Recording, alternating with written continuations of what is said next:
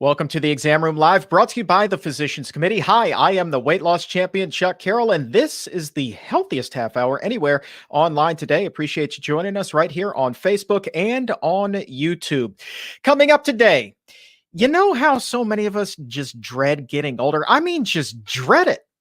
That's not the case for my guest today. She says that life only gets better with age, and so does time in the bedroom. Ooh la la. Jaffe Jones named one of the sexiest vegans over 50, and now she is over 60 and showing no signs of slowing down. She is here to help us drink from the fountain of youth today. Jaffe Jones, you have a remarkable story, and I cannot wait to get to everything that we have to cover with you today, because this is just fantastic. Thanks so much for taking the time. Oh, my pleasure, Chuck. Thanks so much for having me. What an introduction. Awesome. I know. Don't go anywhere. We'll be right back. And then also today, we're going to be talking about the opposite end of the age spectrum when Dr. Vanita Rahman joins us, because there is a new study out showing a disheartening decline in the fitness of kids, and that can lead to a whole host of lifelong problems. But the good news is that the good doctor is here to help us right that ship. Dr. Rahman, some important talk coming today. Looking forward to it. And she'll be answering your questions as well. So fire away for the doctor's mailbag. Drop your question in the comments, and she'll be breaking out the prescription pad and diagnosing you with an answer in just a little bit. But first, let's get caught up on the latest happenings. Here are your health headlines for Tuesday, August 18th, 2020. The epidemic is changing. Those are the words of a top World Health Organization official who says the recent global surge in coronavirus cases is being driven by people between the ages of 20 and 40. The organization says while many younger people with COVID-19 may show no symptoms, they are still infecting others who are in fact susceptible. The problem, not just limited to the U.S., as many countries now are wrestling with the idea of closing hotspots for the under 40 crowd, such as bars and nightclubs. More than 1,000 people are dying from coronavirus every day in the U.S. Meanwhile, health officials in New Zealand are ruling out the possibility that a recent uptick in cases there is due to frozen food that had been imported into the country. Since the virus can survive on cold temperatures, authorities had been investigating whether the country's first outbreak in more than 100 days could be traced back to potentially contaminated food packaging. Officials in 2 Chinese cities say they had discovered the virus on food that had been imported from South America recently.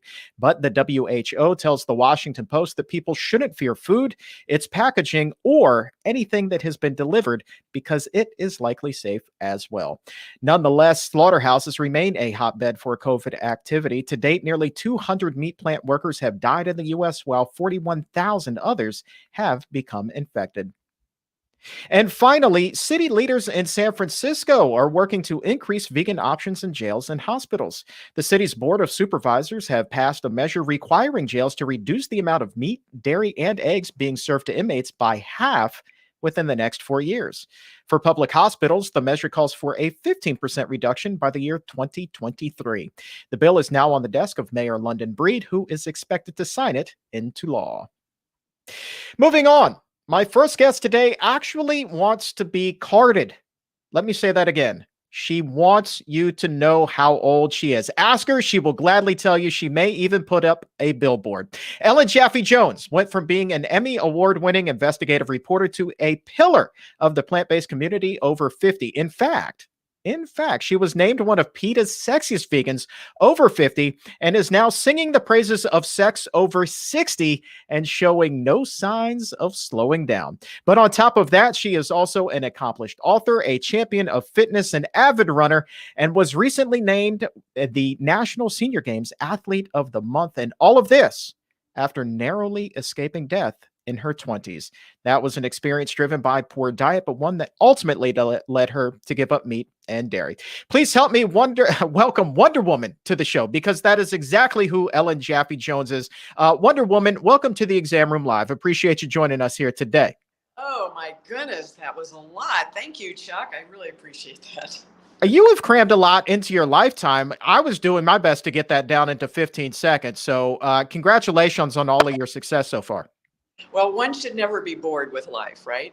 No kidding. Okay, so let's talk about this. Tell us about this near-death experience. Let's start there. That's obviously a traumatic event. You were so young in your life. What happened? So I was the youngest in my family, so I had a lifetime to figure out what I didn't want to happen. And I was just eating what our family always ate in St. Louis, living a block away from the best bakery. And I collapsed in the newsroom where I was a TV reporter, almost died of a colon blockage. And the emergency room doctors said they'd never seen a blockage so large in somebody so young, and I would need to be on medicine the rest of my life. So I ran to the health food store and read all 4 books on fiber, because that's all there was at the time back in the 80s, and before Dr. Barnard started being amazing. And I changed my diet at that point, and it was like just a light switch went off. And I started running about the same time, and here I am. Yeah. Okay. So you have this enormous blockage in your 20s, obviously on TV. So you're going to look great. You're going to, be slim and trim. People are going to assume that you're healthy, but on the inside, clearly not the case. Was this diagnosis a complete blindside for you? Well, I'd had stomach problems all my life. I remember the pediatrician, when they made house calls, would come to the house and he would feel around my stomach. My mother thought for sure it was appendicitis. But I look back now, they actually determined that I had an extra foot of colon that expanded from chronic constipation. I mean, this just blew my mind that this could have been so prevented. Goodness. And that was actually your second near-death experience. On your website, you mentioned that you had 2 chain-smoking parents, and you had a near-death experience at birth because you only weighed 3 pounds. You had heart issues. You had lung issues. That's a lot right out of the gate. Yeah, absolutely. And then breast cancer became the big thing. My aunt died of it in our home when I was just a kid, around 5. And then my sister got it. And then my mom and my other sister got it. We became part of the BRCA1, BRCA2 genetic studies. And sure enough, we figured out that we did have the gene in our family, although 2 of the cases were environmentally triggered. So it really taught me that genes don't determine destiny, and there's so much that you can do to turn them on and off. So when you say environmentally triggered, what specific do you guys attribute those cases to? Well, 2 of the cases hit at the age of 28. So those were the genetically triggered cases at that point. Of course, we all were eating this garbage diet and nobody was exercising. And then the other 2 cases were late in life, in the 70s. So the doctor said those most likely were environmentally triggered. Gotcha. So, All right. exercise. I mean, yeah. So let's talk about you. And after you make this transition, you start reading up, you become kind of an expert on fiber. How did you graduate all the way then to becoming a full-blown vegan? Because that wasn't an overnight process. Right, nor was it a commonly known word back in those days, but that's what I was doing. And I heard Dr. Barnard speak for the very first time in St. Louis, and I'm going like, I would quit my job in TV to go work for this guy. He is just so eloquent, and all of it made such incredible sense. And then, of course, when it changed my life, I just felt so much better.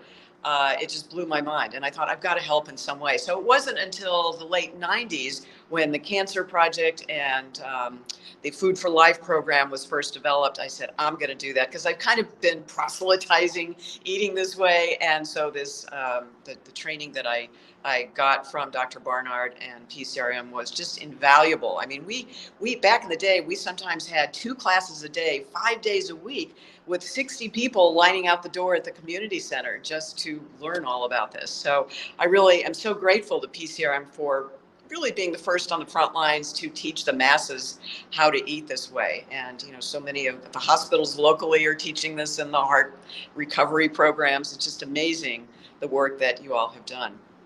And clearly, everything that you learned, I mean, really connected with you on a profound level. So you start running, you start competing, and as you get older, like, you just continue to succeed. I know behind you, you have this table that is just covered with all of your extraordinary medals, all of these accomplishments from the races that you've been in. I mean, talk to us a little bit about how your newfound nutrition, which isn't so newfound anymore, but how that played a role in how it is that you're able to continue to compete on such a high level.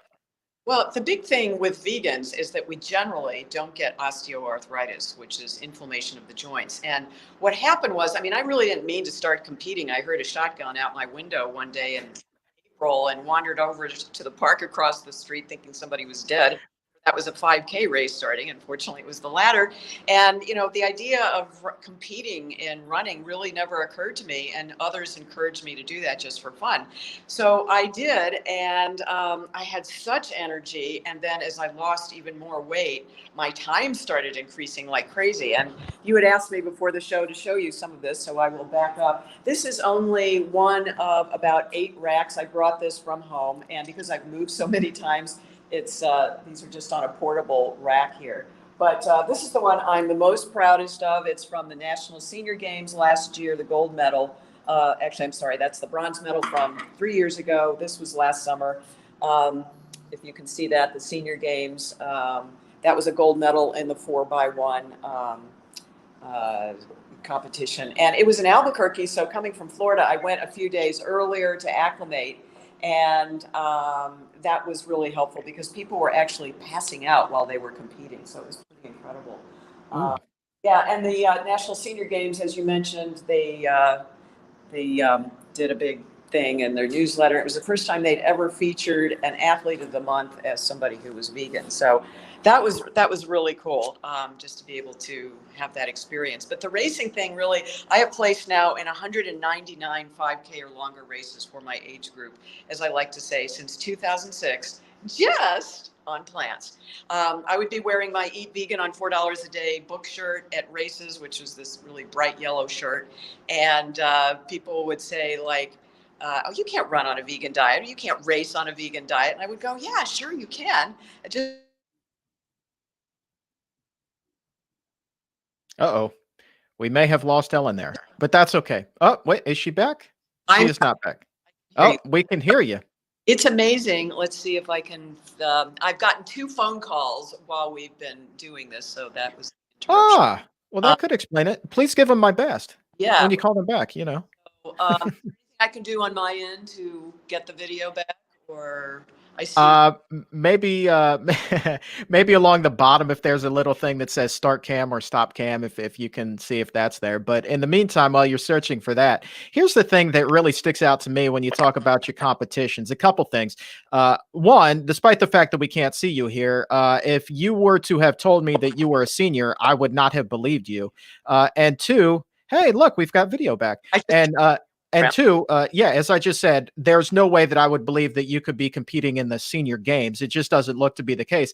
But also, you talk about these competitions and people passing out, and that kind of reminds me of conversations I've had with Dr. Jim Loomis, who works in the Barnard Medical Center and was in the documentary The Game Changers. For his 60th birthday, this man decides to celebrate by running an Ironman triathlon. And he said the next day, people half of his age could barely walk through the hotel lobby, and he decides to go hike up a mountain the day after the race because he's feeling fit as a fiddle. Same kind of thing for you? Yeah, absolutely. After long races, the best thing, the most fun thing is to either jump in the Gulf of Mexico and kind of just veg out and let the salt take over, and then walk around town. I've done that with my vegan boyfriend, who also runs and races. So we've had a lot of fun just like spending hours walking around afterwards in some city where we're doing a race.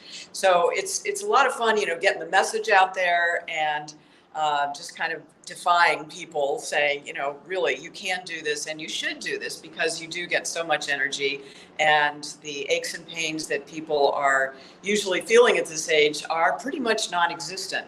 I mean, these women who were beating me like crazy when I was competing about 10 or 15 years ago aren't even running anymore, let alone, I mean, some people have even said to me, like, I just be grateful to be able to walk on my vacation that's coming up. It's like, it's so much easier to just change your diet than to have to go through such pain and suffering. All right. Now, here's the fun part of the interview. You mentioned your vegan boyfriend, and I would be remiss if I didn't bring up the fact that one of the 6 books that you've authored is called Vegan Sex. And now another thing, people say that they slow down when they grow older, and that extends to the bedroom. Things dry up, they shrivel up, never to be used again, and the super happy fun time bedroom sessions become a thing of the past. For you, again, not the case, no signs of slowing down. Not at all. And what had happened was all of my partners up until the age of 62 had some form or fashion of ED.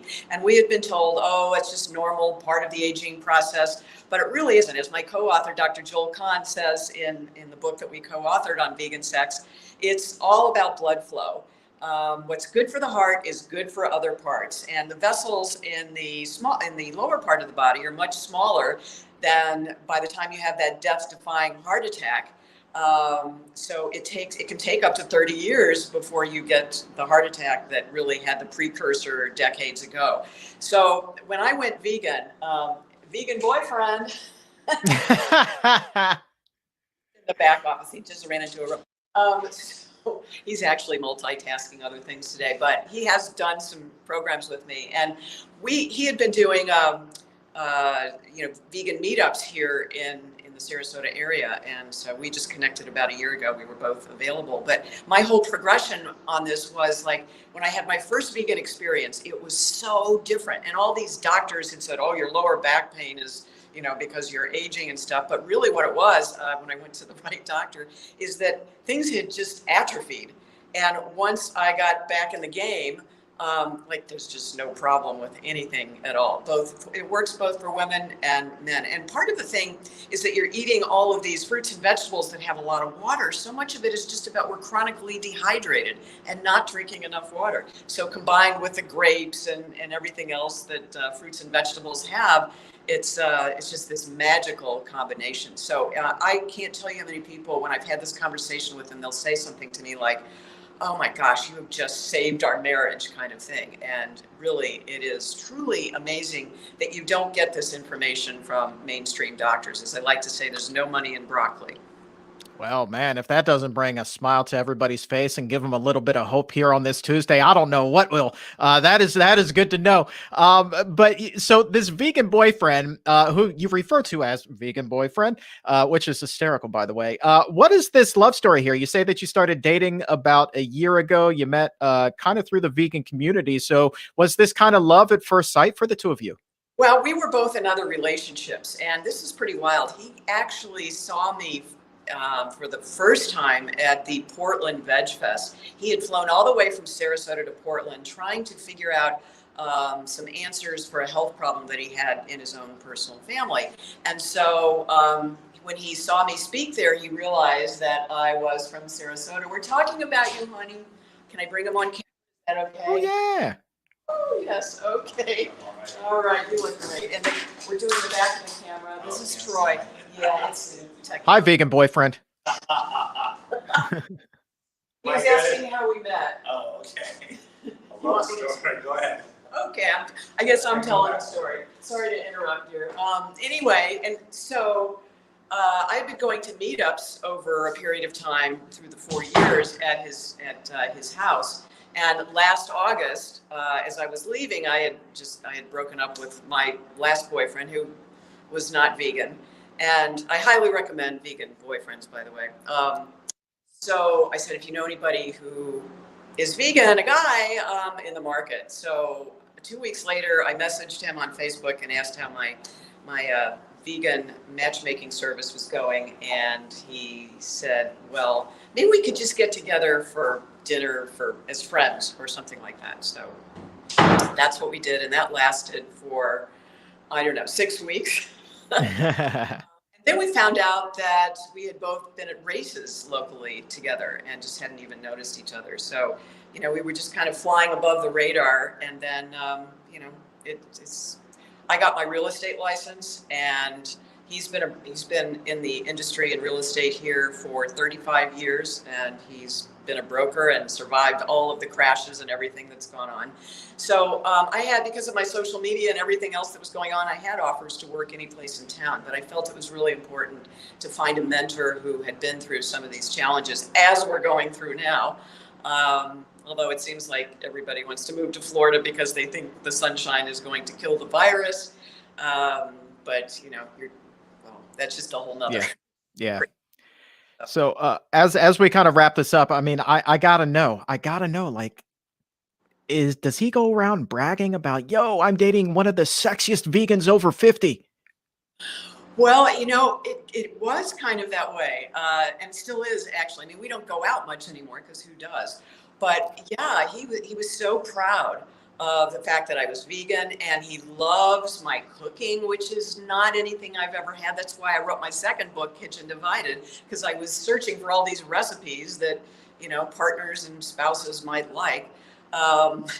So I'm still not really used to that, but it's just been so much fun and so energizing that we work together. I mean, we ride to work together. Yes, I moved in with him right before COVID because I was living in an apartment complex that was imploding. I mean, management said, "You guys are on your own." So it's just, I mean, it was all a little bit fast, but I think just having that commonality of somebody who's vegan. For those of you who are out there searching, let's recruit the masses the guys to be more vegan if we can, or just, don't give up, because I had actually, and I was surprised it was right under my nose, truly. Hey, never give up. Perseverance is what's up. Never give it up. We see Kat there say that she met you at the Portland Veg Fest and you planked 2 young women after your talk. Way to go. You outplanked 2 young women. You really are Wonder Woman. Well, as vegans, we just don't get enough protein, right? I don't know if you can look at them. Look at that. Look at that. Diesel all day. I love it so much. 68 soon, so. All right. Well, listen, thank you so very much, Ellen, for your time today. You are online at vegcoach.com. Everybody also go give her a follow on Instagram at Ellen Jaffe Jones. You are a rock star, and I would love to have you back on again in the future. Thank you so much. It's been my pleasure, really. Thanks for all you guys do, really. Thank you. All right. Moving on now. Time to shift gears because we're going to look at the opposite end of that age spectrum. And kids, frankly, they are not as healthy as they used to be. Now, you can chalk that up to video games. You can chalk that up to smartphones, fast food, even the pandemic. But a new report from the American Heart Association finds only 40% of children between the ages of 12 and 15 are aerobically fit, and 75% of their day is spent being sedentary. And because of this, cardiorespiratory fitness has been in decline for years, while childhood obesity rates continue to climb. Now, the report says that poor aerobic fitness can put children at high risk for chronic diseases. But fear not. Today, we are going to help right this ship. To take a deeper look at the report and to give us some tips on how we can do better, please welcome Dr. Vanita Rahman back to the Exam Room Live. Dr. Rahman, appreciate you joining us. This is an important topic here. I think you're on mute, Dr. Rahman. I'm not going to lie to you. I'm pretty sure you are on mute right now. I am sorry. Sorry about that. Can you hear me now, Chuck? I got you loud and clear. And I also have this report ringing loud and clear, finding that 60% of adolescents lack healthy cardiorespiratory fitness. I mean, that's more than half. That to me is really, really alarming. It is. This is such an important topic, although not nearly as fun as what we just talked about, vegan boyfriends and better performance in later years in life and all that. But this is serious. As you said, 40% of youth ages 12 through 15 years have poor cardiorespiratory fitness. So what is cardiorespiratory fitness? This is how well our cardiovascular system and our lungs can adapt to exercise, how well they can cope. And only 40% of our youth have it. And if you think about it, this is the group that's nearing their peak athletic performance, right? They're close to that age where we see Olympians, who are often teenagers or in their early 20s. So this is a serious problem. And the report says there are many reasons this could be going on. Clearly, sedentary lifestyle is playing a role. As you pointed out, Chuck, 75% of an average 15-year-old's waking time is spent being sedentary. That used to be 7 hours in 2003. It's now 8.2 hours. So, and if you couple that with what's going on with this pandemic, where kids are moving even less, we've gone from in-school learning, where at the very least they were moving from classroom to classroom. They are now sitting at home in front of a monitor. And it's so much easier to be distracted by video games or other things. And with the advent of video games, social media, and now with virtual learning, their activity levels have gone way, way down. And then for youth, a key part of staying fit is youth sports, which have been suspended for the most part, whether it's soccer or track or swimming or martial arts. Everything has come to a grinding halt, and kids are doing it virtually, which we know just isn't as effective for them. So it's like a perfect storm. And I fear things will get worse with the pandemic. Let's talk about food specifically here. We think about somebody who's out of shape, even an adult. They haven't exercised in a while. Their diet has been poor. But what role specifically does food play? Is there a ratio between the damage that's done by the diet versus just being sedentary? Yeah, so one of the risk factors for having poor cardiorespiratory fitness is obesity. And we know that obesity is linked with diet most commonly.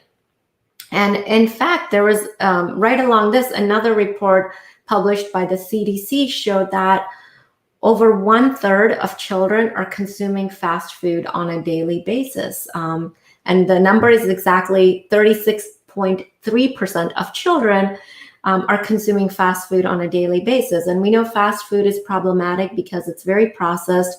It generally tends to be high in animal-based foods. It's low in fiber. It's calorically dense. It's high in fat, high in cholesterol, and it's high in sodium. So again, this perfect storm of food that is readily available, but not necessarily nutritious. So it's all playing a role in this. Yeah, and I believe that it's something like 20% of the average child's calories now comes from fast food, which I believe they define as burgers and fries and even pizza. I mean, 1 out of every 5 calories coming from fast food. That is, again, nutritionally unacceptable. Yeah, so actually, I can share some more numbers with you about that. So for children and adolescents, on average, 14% of their calories are coming from fast food. And what's really interesting is if we look at the breakdown, so for 11% of children, 25% of their daily calories are coming from fast food. And for 14% of children, 25 to 45% of their daily calories are coming from fast food. And then for 11%, 45% or more of their daily calories are coming from fast food. So really startling numbers. And again, fast food is convenient. It can seem like an ideal option because it may be less expensive, but it's also not nutritious. High in fat, high in calories, low in fiber, high in sodium, just the opposite of what we want. I promise you, we're going to get to some tips on how to right this ship in just a second. But I also want to talk about the increased risk for chronic disease that kids are facing, obviously leading into adulthood. But I believe that we've also discussed on this show recently, that the fact that we are seeing more cases of things like heart disease and high blood pressure and diabetes in children as well now. Yeah, so Chuck, nearly 1 out of every 10 children has elevated levels of blood pressure. And these diseases like type 2 diabetes, high cholesterol levels, high blood pressure that we used to typically see in middle-aged adults, we're seeing in younger adults and even in children because our diet has changed so much. It's predominantly animal-based food. It's high in fat. It's high in calories. It's low in nutrients. So this is all contributing to the decline of health in our youth. And we really need to correct this quickly. Yeah, I know we're talking about these kids here, and I was one of those kids, 14 years old being put on high blood pressure medication for the first time. And I know that for a fact, if I didn't change my ways, do something drastic, I would not have lived to see 30 years old. I'm curious if anybody watching right now was also overweight as a child and put on high blood pressure medication. I know that there is far more than a handful of others out there just like that. But let's talk about the good side of things. Not there's no silver lining here, honestly, but if there is, it would be the fact that we have the ability to correct this wrong. We can make improvements here, because I know that if you have good aerobic fitness, you're eating better, you're taking better care of yourself, well, you're going to do better in school. You're going to get better grades. Your mental health is going to improve. And then also super important for teenagers is the fact that you're just going to have a higher sense of self-worth at a time when self-confidence is really at a premium. Yeah, absolutely. There have been additional reports showing that nearly 1 out of 4 children or adolescents have contemplated suicide. It's really staggering how this is taking a very important toll on our mental health. So really important to tackle this. And as you said, regular exercise, not only good for the heart and lungs, but it's good for our brain. We feel better. We feel more energized, more empowered, improves our mood. So it's really important that we teach our kids the importance of exercise and eating well now while they're forming lifelong habits. All right, well, let's get some specific tips out there so that we can teach them and the lessons will stick. What would you recommend? Well, I think right now is a really challenging time for parents and children alike. If you think about it, the average child would walk to a bus stop. They would walk around in their school. They would have gym or recess where they would exercise. They would have youth sports, and all of that is now gone for a lot of children. So we as parents really need to set some structure, saying the recommendations are for teenagers, especially. They need an hour of vigorous activity every day, vigorous physical activity. So telling your teenager or younger child an hour of exercise is crucial. It needs to be built into their day, whether it's jogging or soccer or whatever it is they can do, or riding their bike. They need to get out there and do it. They need the exercise. They need the sunshine. They need the fresh air, and they need that vitamin D. And then another important thing is, and for younger kids, they do really well with free play, either in a playground, which is limited now, or with their neighborhood friends, which may also be limited, but something to get the whole family moving, whether it's a family bike ride or just a walk in your neighborhood or taking the dog for a walk. Anything, building it into your lifestyle is key. Working on the yard, pulling out the weeds, kids can do all that. And the other key to this is feeding our kids well. We know that the average child doesn't consume a single serving of fruits a day, and we really need to have that be closer to 3 to 5 servings. So serving our kids healthy food is paramount. Serving them fruits, vegetables, legumes, grains. These are ingredients that are sorely lacking in the average American diet, especially for kids, and we need to reverse this, because what they eat now is what they will continue to eat. So we need to really bring those foods in to their diet. Yeah, and we heard Ellen a little bit earlier talking about this ridiculously large colon blockage that she had when she was in her 20s. Kind of underscores the importance of eating fiber at such a young age as well. It's not just a grown-up's nutrient. Yeah, absolutely. Kids have all sorts of problems with low fiber intake. They'll often develop constipation, severe pain, a fear of going to the bathroom because it's uncomfortable. So these are real issues. It's not just trivial. Fiber is oh so important. And as far as helping kids eat well, it's really important to, as parents, we set the example. So lead by example. What we eat, they will eat, and then include them. Include them in the trips to the grocery store, include them in food preparation, include them in setting up the table. The more they buy into the process, the more they invest into it, the more likely they are to enjoy that plate of vegetables when you serve them. And bottom line, before we open up the doctor's mailbag, right or wrong here, we already have the tools in our toolbox to fix what's wrong here.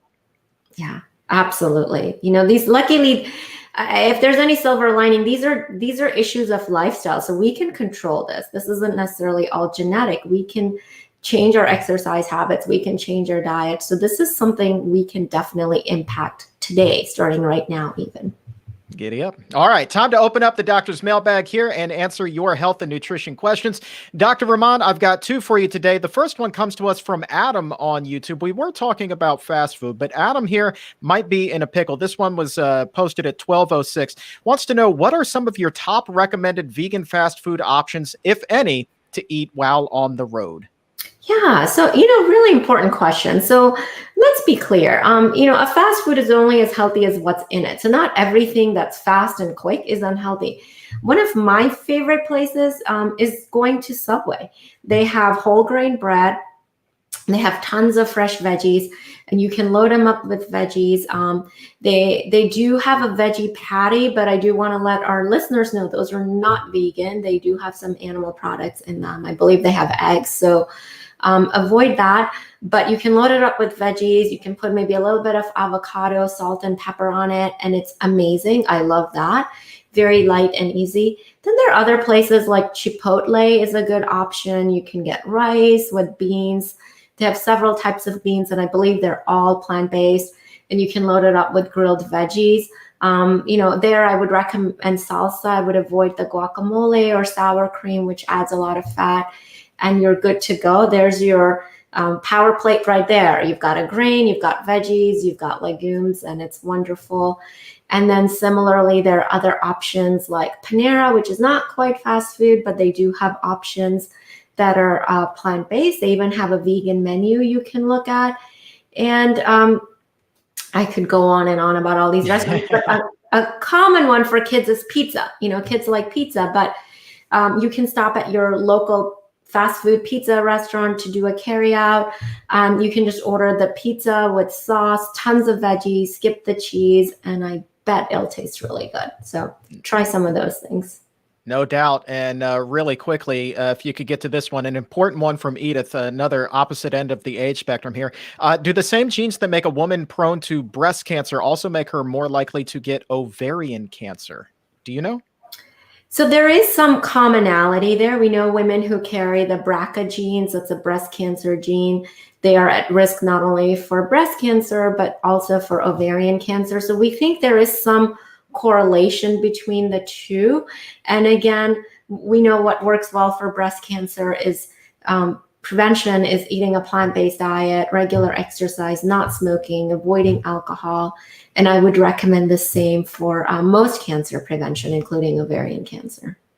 All right. Before we wrap things up today, if you still have a question for Dr. Rahman, go ahead and keep on posting that in the comment section, or you can tweet that to us using the hashtag #ExamRoomLive. We do save each and every question that comes in, and hopefully we can get you an answer on an upcoming episode. And Dr. Rahman, can't let you go just yet because I stumbled across this. This is really interesting. As I was getting ready for the show today, you see this graphic on the screen here showing the increase in the number of patients between the ages of 50 and 80 who are now using telemedicine appointments to visit with their doctors. Just 4% before the pandemic in May, and now 6 times as many taking advantage of these 21st century doctors' house calls, all the way up to 26% now as the pandemic continues to unfold. I know that telemedicine is a big thing over at the Barnard Medical Center. Have you seen similar increases with patients there? Oh, absolutely, Chuck. We fortunately, we were using telehealth before the pandemic started. We had the technology in place, and this was a service we offered to our patients, and many of them were already enjoying it. But since the pandemic, I would say, almost 90% of our visits are through telehealth, and it's been remarkable, both for us and for patients. We are able to take care of them.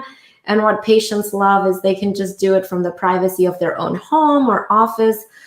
If they're going to work, and some of them will, even do it on the road. They'll pull over from their car and they'll talk to us. So many people have been using it, and it's really convenient and very easy. And we can do almost, I would say about 90% of the things through telehealth that we could do in person. For some things, we do recommend they come in and see us, but I would say for the majority, we can take care of it remotely.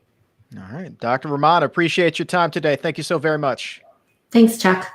And indeed, prevention is the best medicine, and that is what the Barnard Medical Center is all about. So you can call and make an appointment to visit with Dr. Rahman or any one of our doctors and dietitians there if you live in any one of the following states. Let me rattle these off for you: Arizona, Colorado, Florida, Georgia, Illinois, Indiana, Kentucky, Maryland, Massachusetts, Missouri, New York, Pennsylvania, Virginia, or right here in the nation's capital of Washington, D.C. You can make that appointment today by visiting barnardmedical.org or by calling 202-527-7500. New states coming online, hopefully in the very near future. I hear a rumor of at least 2 more that should be coming online very soon. So barnardmedical.org or 202-527-7500. Thanks again to Dr. Rahman for joining us. And for today, we are all out of time. Again, thank you as well to Ellen Jaffe Jones and to the best crew in the plant-based biz who makes this wonderful show happen. Appreciate that. And on behalf of everyone here at the Physicians Committee, I am the weight loss champion, Chuck Carroll. Thanks so very much for tuning in today.